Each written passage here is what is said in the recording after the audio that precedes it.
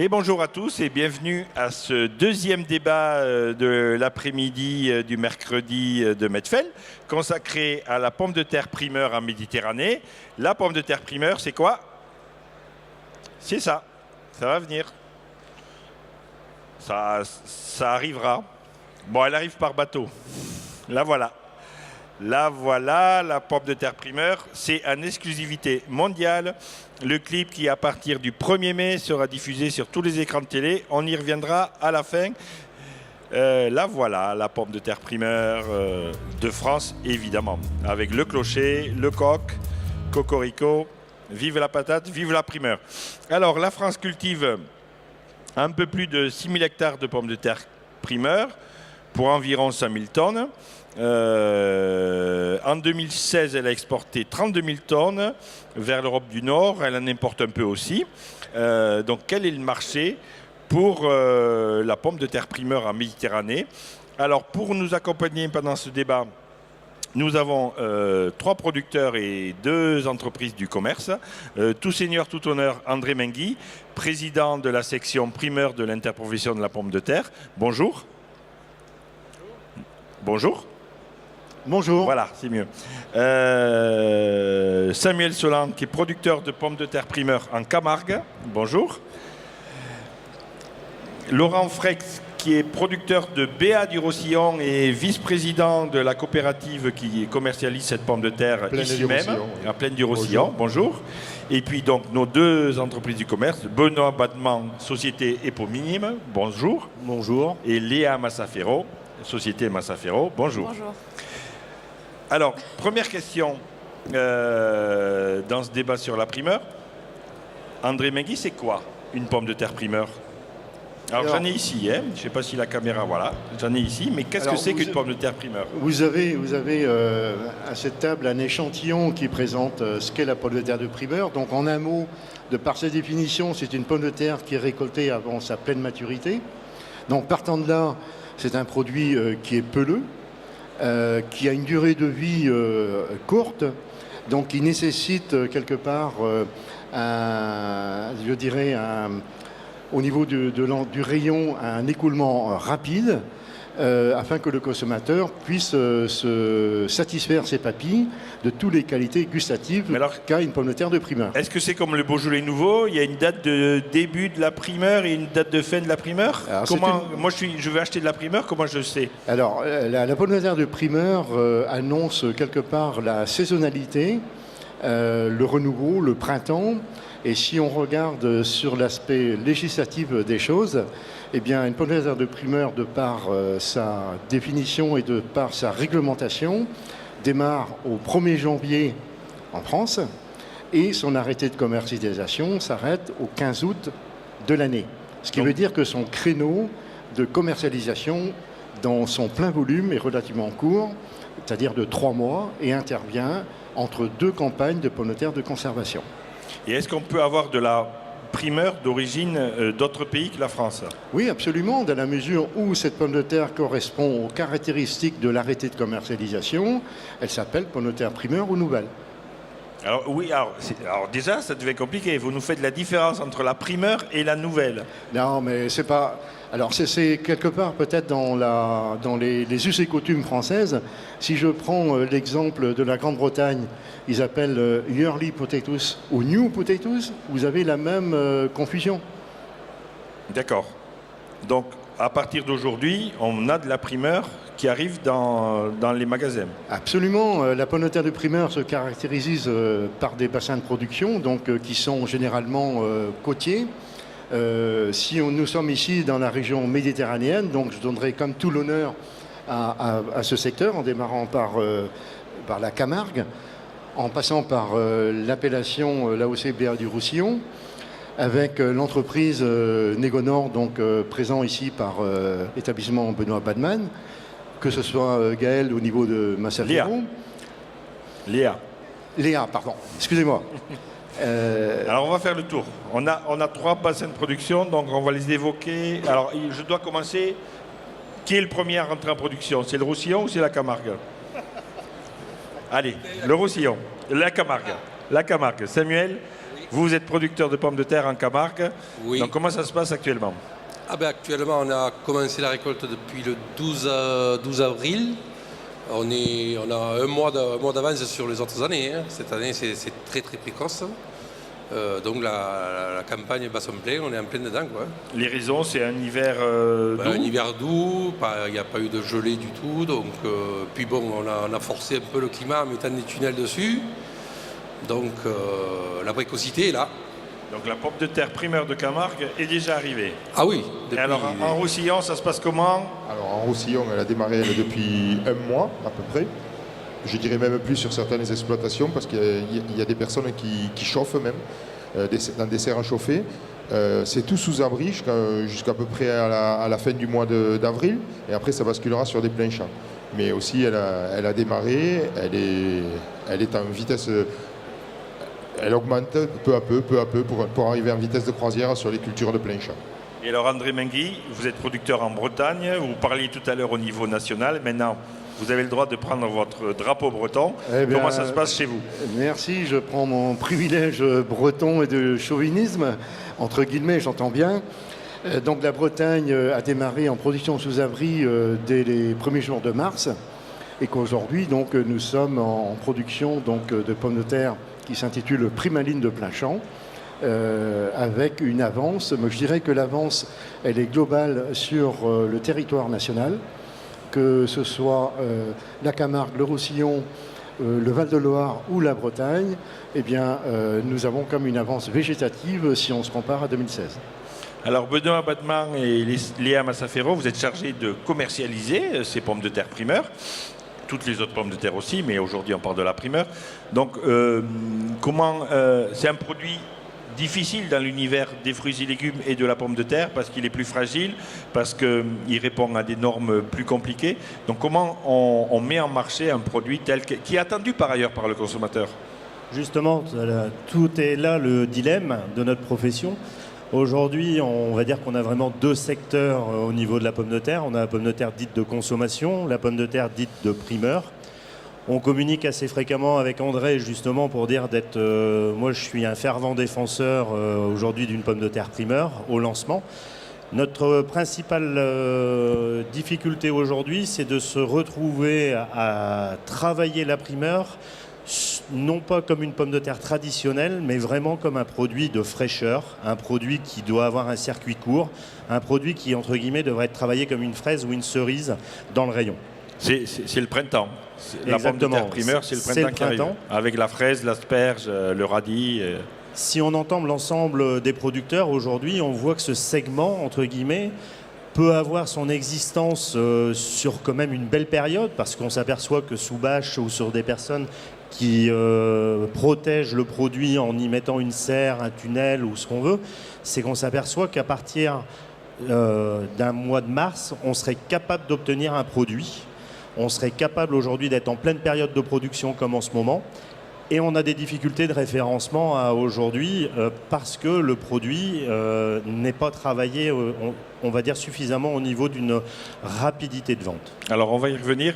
Je précise et je rappelle que votre entreprise est basée dans les Bouches-du-Rhône, c'est ça? Oui, on est sur plusieurs départements. Oui, mais l'origine est là. Léa Massafero, vous êtes dans le Var, oui. Donc vous achetez de la pomme de terre dans toute la France, oui. Un peu en Camargue, oui, un peu dans le Roussillon. En Provence, un peu dans le Roussillon. Ça va, donc c'est bon, oui.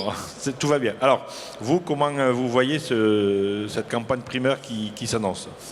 Pour nous, les pommes de terre primeurs sont vraiment importantes. C'est vrai qu'il faut leur laisser leur place. C'est important tout le travail qui est fait par le CNIPT pour bien remettre... CNIPT, c'est l'interprofession de la pomme de terre. Voilà, pour bien refaire connaître cette appellation primeur, quel est ce produit frais.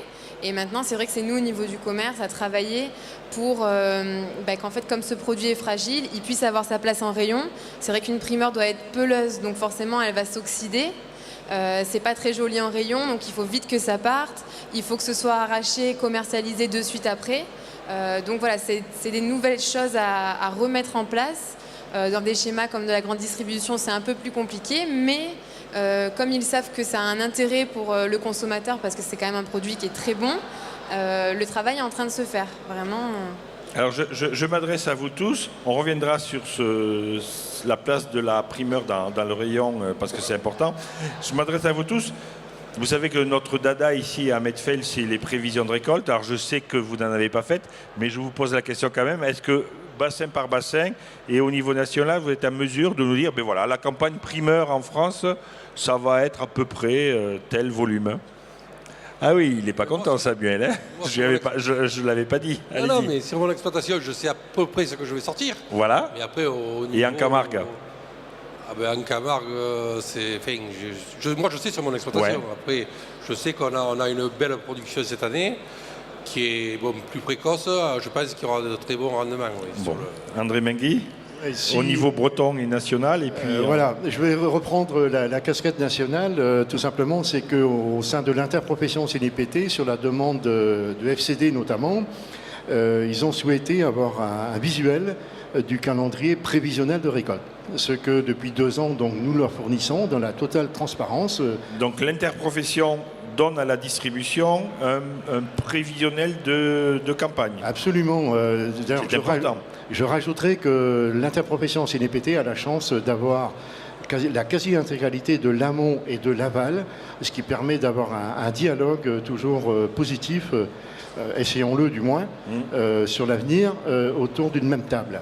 Donc, partant de ce point de vue, donc, ce calendrier prévisionnel, donc, il est actualisé tous les ans. Que je puis dire que Valeur aujourd'hui, d'une façon globale, l'ensemble des bassins de production sont complètement dans leur calendrier prévisionnel. Seulement, je le disais en préambule tout à l'heure, que la végétation en France a de l'avance d'une dizaine de jours, 10 à 15 jours, et que nous nous trouvons aujourd'hui avec des volumes un peu plus significatifs que l'an passé, en 2016. D'accord. Dans le Roussillon, on est dans la même situation? Nous, on est à peu près sur un calendrier normal de production. Comment dirais-je? La production a démarré, mais on n'a pas d'avance, on n'a pas de retard. Ça se passe bien. On a des parcelles qui vont arriver avec des forts rendements aussi. On a du potentiel. Benoît Bottman et Léa Massafero, c'est une richesse d'avoir toutes ces origines de la primeur, parce que finalement, sur la pomme de terre traditionnelle, l'origine compte peu peut-être. En revanche, la primeur du Roussillon, la primeur de Camargue, de l'île de Ré, de Noirmoutier, de Bretagne, et j'en oublie certainement, ça, ce sont des produits qui sont attendus et appréciés par le consommateur. Justement, nous, par rapport à notre relation avec la grande distribution, on va leur proposer cette année notre marque qui avait été déposée, qui s'appelle Au Pays des Primeurs, sur lesquels on prend l'ensemble des bassins, entre guillemets, de production primeur, sur laquelle, forcément, on va essayer d'avoir une offre complète de multi-régions, parce qu'on s'aperçoit que de toute façon, la régionalisation, même si on est dans un monde, entre guillemets, de plus en plus ouvert, mais je pense que les consommateurs se retrouvent également avec une production et une régionalisation du produit. Donc, dès cette année, on aura une gamme complète sur tous les bassins de production. Et on va se permettre justement de se mettre en relation avec plusieurs producteurs pour dire de nous accompagner dans cette démarche-là et de pouvoir avoir une offre globale multi-région. Léa, vous êtes basée dans le Var, mais vous vous approvisionnez dans tous les bassins de production de France. Oui, en consommation, on s'approvisionne dans tous les bassins de production. Mais justement, c'est vrai que c'est là où la primeur a encore plus d'intérêt pour nous. Là, on arrive à travailler des produits régionaux et à proposer à nos clients, à nos consommateurs, à nos bases d'achat, un produit régional. Et ça a d'autant plus de poids. C'est pour ça que c'est vrai que c'est très important pour nous de le développer. Alors, André Mengui, la pomme de terre primeur, elle a eu des hauts et des bas. Elle est montée très haut, et puis elle s'est presque effondrée jusqu'à disparaître. Et puis aujourd'hui, si on prend un bilan sur 5 ans, quelle est la situation de cette production et de ce produit en France? Gaël vient de le dire, des mots justes à l'instant. Léa, Oh là là. vous avez le droit de l'appeler Gaël, de l'adopter comme une Gaëlle, mais c'est Léa, Bon, c'est comme ça. ceci Et son dit- papa est là, alors faites attention. Ceci dit, mea culpa. Ceci dit, je crois que la notion de terroir a une très bonne connotation vis-à-vis du consommateur. Donc ça, c'est un premier point. Secondo, dans cette je dirais, diminution du volume de primeurs, il faut remonter un peu dans l'historique. Alors le mien, peut-être, il sera un peu passéiste, mais je crois que j'ai encore une bonne mémoire. C'est dès l'instant où la pomme de terre de conservation, que les enseignes de la distribution, tout comme le négoce, ont décidé de laver la pomme de terre, que la pomme de terre de conservation a repris, je dirais, des lettres de noblesse. Partant de là, la primeur, qui est considérée comme un produit festif, nouveau, etc., il y a pu y avoir une certaine confusion dans l'acte d'achat du consommateur. Et de ce fait, eh bien, des années où la pomme de terre de conservation venait se superposer avec la campagne de primeur, un primeuriste, lui, je le considère comme un sage. C'est pas parce que si l'année a été excellente qu'on va doubler l'année suivante sa production. Non, s'il a décidé d'arrêter, généralement, un producteur de pommes de terre de primeur qui est assimilé aux légumes ne va pas reprendre l'activité. Ce qui veut dire qu'en un mot, eh bien, il y a eu un déclin, que ce déclin-là, je l'espère et je considère qu'on est dans une stabilité qui a toute son essence pour la filière de la pomme de terre aujourd'hui et demain. Alors, on reviendra sur la situation actuelle, mais avant, je voudrais rebondir avec nos deux entreprises. La primeur est concurrente de la conservation, ou la conservation est concurrente de la primeur, ou elles sont complémentaires? Benoît et Gaël. On est justement, on n'est pas du tout sur le même segment. Il faut savoir qu'aujourd'hui, une pomme de terre primeur va rapporter quand même beaucoup de vitamines, va apporter beaucoup au niveau nutritionnel une qualité que je ne vais pas dire que la pomme de terre de consommation n'a plus, mais je pense qu'on a quelques saveurs d'une part supérieures avec une primeur, avec une peau fine qui peut se manger. Mais je vais surtout réinsister aussi que cette période-là, elle est essentielle au rayon. Elle est essentielle d'un renouveau, elle est essentielle, je veux dire, quand on prend la petite période qu'on vient de vivre avec, c'est pas les températures d'aujourd'hui, mais il y a de ça quelques semaines, on s'aperçoit qu'au niveau changement alimentaire, les personnes aiment changer de produit. Ben, une pomme de terre primeur leur offre cette capacité-là de dire, tiens, c'est du renouveau. Et donc, ça donne un nouvel échange et une nouvelle dynamique au rayon. Léa, vous confirmez ? Je suis complètement d'accord avec ce que vient de dire Benoît. Je pense que ce n'est pas des produits qui sont à mettre en concurrence parce que c'est complètement différent. Et c'est d'autant plus pour ça qu'il faut réussir à bien faire la distinction en rayon pour qu'il n'y ait pas cet amalgame en fait. Parce que sinon, la distinction se fera que par le prix. Et si le consommateur n'est pas bien aiguillé, il pourrait ne pas comprendre pourquoi Samuel, allez-y. C'est pour ça qu'en rayon, il faudrait ne pas la mettre à côté de la pomme de terre de conso, la mettre à côté des fraises ou des cerises ou mettre, oui. C'est ce qu'il faut qu'ils arrivent à faire. Mais ça, il faut arriver à convaincre la grande distribution. C'est vrai qu'il faut réussir. Il faut faire attention quand même à cette analyse-là parce que je sais que ça a déjà été quand même réfléchi et travaillé et voire même testé. Attention que la personne qui va faire ses courses, le fait qu'il y ait un positionnement avec de nombreuses variétés et de nombreuses, entre guillemets, offres, fait que si la pomme de terre n'est pas au même endroit, elle peut, entre guillemets, ne pas attirer l'œil et que... Ouais. André ? L'élément principal sur les paroles de Benoît, c'est quand même que la pomme de terre de primeur doit être en tête de gondole à côté des rayons légumes. Elle est plus assimilée à un légume qu'à une pomme de terre. Et de ce fait, eh bien, le consommateur doit être bien orienté dans son acte d'achat. Laurent, dans le Roussillon, comment se positionne la pomme de terre? Est-ce qu'elle s'exporte un peu ou elle reste exportée au niveau national, j'entends, ou est-ce qu'elle reste consommée localement? Elle reste consommée, elle est consommée et localement et elle quitte le département naturellement, hein, puisqu'aujourd'hui quand même on ouvre des lignes sur la grande distribution, etc. Mais elle est surtout reconnue pour ses qualités gustatives. On parlait tout à l'heure qu'elle a eu un déclin et qu'on a failli un peu la perdre. Alors il faut préciser, que c'est une pomme de terre qui bénéficie d'une AOC. La pomme de terre BA, oui. Il y en a deux, la BA du Roussillon et la pomme de terre de l'île de Ré. C'est ça, je ne me trompe pas? De l'île de Ré ou de l'île d'Oléron, je ne sais pas laquelle. Île de Ré, voilà. On a deux AOC en pomme de terre primeur. Oui. C'est déjà pas mal. Allez, continuez. Donc, pour parler de la OCBA, c'est une pomme de terre avec des qualités gustatives, organoleptiques, etc., qui ont été reconnues et aujourd'hui, Allez, continuez. Vous ne laissez pas perturber par Bise, qui est notre dessinateur. Oui. Et je ne sais plus ce que je disais. Donc oui, Elle est reconnue. Elle est reconnue Oui, pour ses qualités gustatives et organoleptiques. Et donc, elles sont... Mais malheureusement, elles ne sont pas assez connues par les clients. Et le fait d'aujourd'hui de cette pélosité et tout ça, elle n'est pas bien mise en valeur dans les linéaires. Voilà, ça revient à dire ce que disait André, qu'il faudrait la positionner différemment, la mettre en avant différemment. Moi, je sais que sur mon exploitation, quand on la récolte, je leur dis prenez-les comme des œufs, parce qu'elle est très, très, très, très fragile. Alors, dans quelques minutes, on va donner la parole au public, et du coup, je lance un appel parce que j'aimerais bien s'il y avait quelqu'un qui pouvait réagir à cette question sur la place de la pomme de terre primeur en rayon, en dehors de nous. Nous, on réagit, mais dans le public, ça m'intéresse. Allez-y, André. Ça va. La pomme de terre de primeur au sein de l'interprofession donc, a vachement travaillé le produit depuis au moins minimum 3 ans. Au travers, donc, bien sûr, de la commission primeur qui réunit l'ensemble des partenaires de l'interprofession.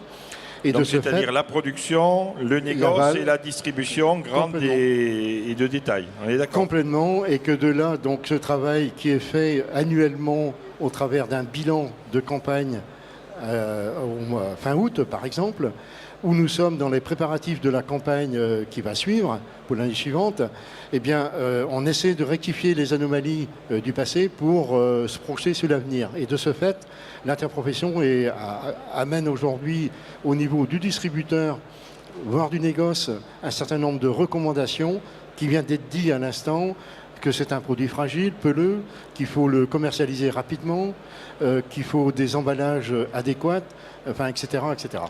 Benoît Vadma, un mot, et puis on prend des questions. En fait, je voudrais surtout compléter un peu l'information d'André. C'est qu'effectivement, depuis 3-4 ans, le CNIPT a pris fortement conscience du segment, l'a bien aidé. La preuve, c'est qu'il va y avoir de la démarche marketing et publicitaire là. Mais je pense aussi la chose la plus importante, c'est qu'il faut savoir que l'ensemble des représentants des bassins communiquent entre eux pour dire justement de pouvoir apporter de l'information, qu'on puisse... on a même des personnes de la grande distribution qui assistent par période à ces réunions pour dire d'avoir de l'information et de pouvoir au mieux relayer au niveau national. Donc l'importance de la communication entre tous les bassins de production. Je vois que j'ai une question. Présentez-vous, s'il vous plaît. Alors, François-Henri de Terre de France, ce n'est pas tout à fait une question, c'est pour ajouter que la grande distribution doit nous donner doit nous aider à mettre en valeur le produit, parce que c'est un moment de fête, c'est la primeur, c'est le printemps. Et c'est vrai qu'aujourd'hui, la pomme de terre n'a pas encore atteint le niveau que peut atteindre l'asperge ou d'autres produits que l'on connaît bien. Et ce moment de fête, il y a d'autres problématiques parce que le consommateur qui achète une pomme de terre primeur ne va pas toujours afficher le bon prix. Si vous voulez, le consommateur, il se sert du produit en vrac et quand il va passer en caisse, soit la caissière ne va pas différencier le produit de conservation ou d'un produit primeur, donc ce qui peut représenter une problématique. Mais par contre, un produit qui se voit se vend, et le message que je ferai passer, c'est vraiment à nous, metteurs en marché, mais que la distribution nous aide à redonner cette lettre de noblesse à la primeur française.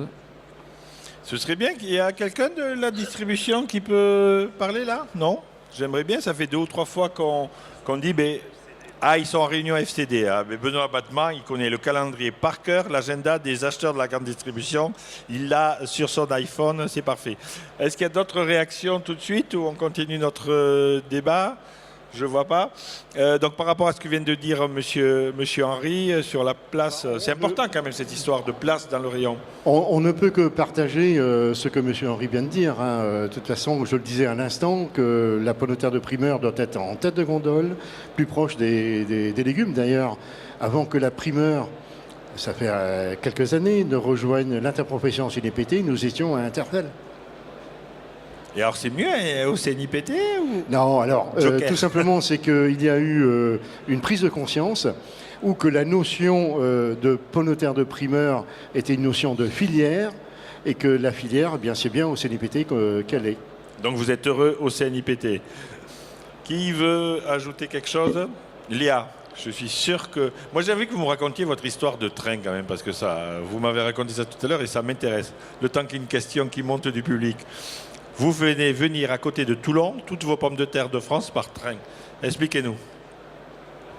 Non, c'est simplement que... Si.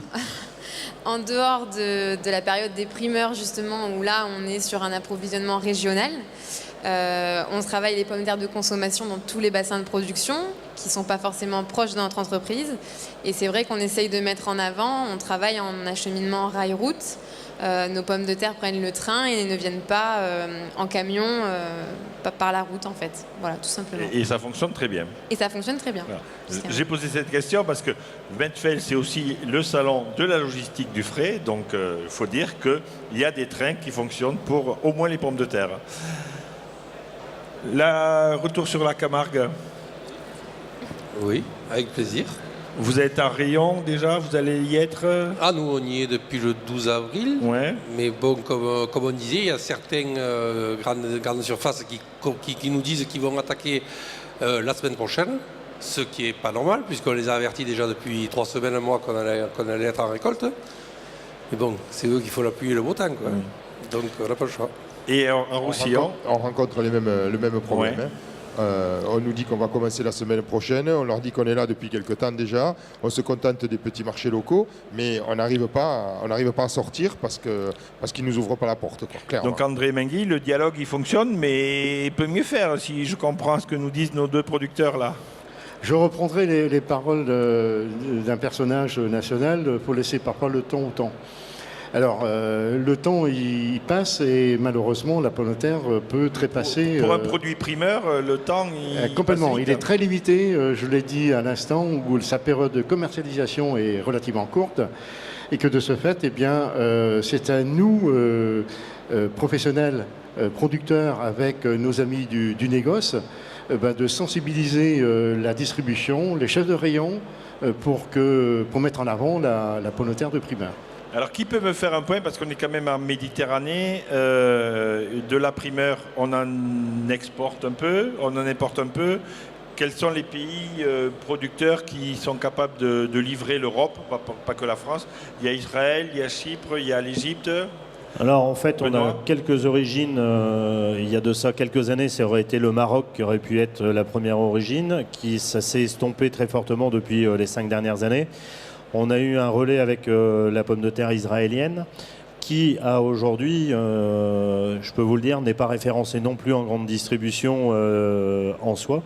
Alors, est-ce un bien, est-ce un mal ou pas? Ce qu'il faut surtout espérer, c'est que notre période aujourd'hui qui démarre maintenant jusqu'on va dire fin juillet, il faut espérer que les volumes de tous ces pays-là s'écouleront quand même dans d'autres pays européens et surtout ne viennent pas polluer entre guillemets notre saison.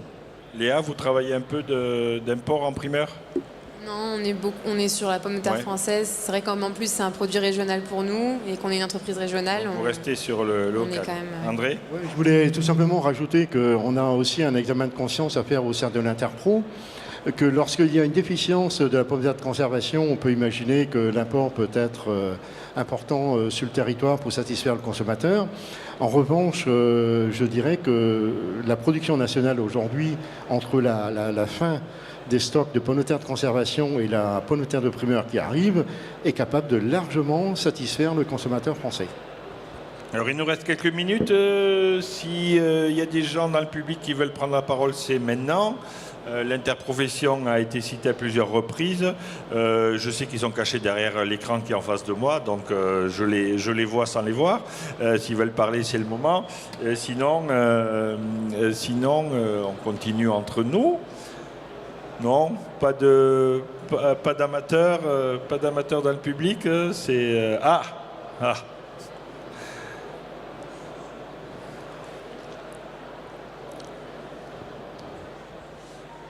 Oui, je voulais préciser que... Alors Patrick Trion, Oui. producteur de pommes de terre dans le Puy-de-Dôme, président du conseil spécialisé fruits et légumes Voilà. de France Agrimaire Voilà. et peut-être ancien président de l'interprofession et du Oui. syndicat de producteurs de pommes de terre. Non mais oui. ça me fait gagner une minute comme ça. Tiens. Voilà, merci Olivier. Non, simplement, moi je me félicite des réactions des gens de la filière des primeurs par rapport à l'action de l'interprofession, premièrement. Et je pense que aussi les producteurs qui ne sont pas forcément producteurs de primeurs et qui bien sûr sont partie prenante pleinement au niveau de l'interprofession peuvent remercier finalement de cette osmose, parce que ça fait partie, et j'aimerais avoir leur réaction, ça fait partie clairement d'une recherche de valeur ajoutée et de produits de filière je dirais, qui contribuent d'une part à la vie économique de la filière, mais aussi à l'image de la pomme de terre. Tel que je le disais déjà hier par rapport au lien entre le frais et l'industrie, aujourd'hui, on peut se féliciter de ceux qui sont arrivés avant nous, qui ont fait en sorte que la primeur revienne au CNIPT, faire en sorte que toute cette grande famille tire le marché vers le haut et vers un marché de valeur. Ça, c'est un élément important. Et je pense que la primeur est un élément de saisonnalité qui redonne un coup de booster dans le monde du consommateur et dans le monde de la promotion autour du produit qui est la pomme de terre, qui doit être, dans l'idée de tout le monde, une idée, de produit de consommation, mais aussi d'un produit facile à communiquer. Et ce que je souhaite, c'est que l'ensemble des acteurs, et c'est un peu la question que je leur pose, qu'ils contribuent à la communication sur la pomme de terre tout le long de l'année. Et la primeur a totalement sa place à jouer là-dedans. Merci Patrick Trion. On va finir par la communication. Donc la primeur, un élément, un produit indispensable à la filière pomme de terre. On est tous d'accord ? André Merguier, allez, à vous le mot de la fin. Non, je vais très rapide pour aller dans le sens de Patrick Trion, de dire tout simplement que si la pomme de terre de primeur n'existait pas sur notre territoire national, que l'encéphalogramme de la pomme de terre de conservation serait extrêmement plat en prix et subirait à terme également une déficience de ses débouchés et de ses enveloppements. Donc la primeur pour booster l'encéphalogramme de la pomme de terre. C'est le mot de la fin. Merci à vous tous. On remet, s'il vous plaît, le jingle. Donc la campagne de pommes de terre primeur commence sur les écrans de télé à partir du 1er mai.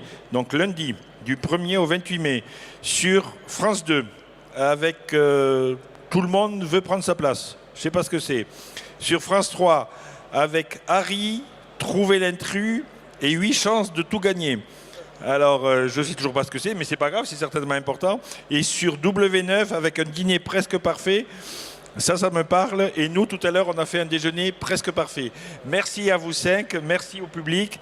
Et à demain pour le prochain et 3e débat sur la pomme de terre. Vive la patate, vive la primeur et vive Medfel et merci.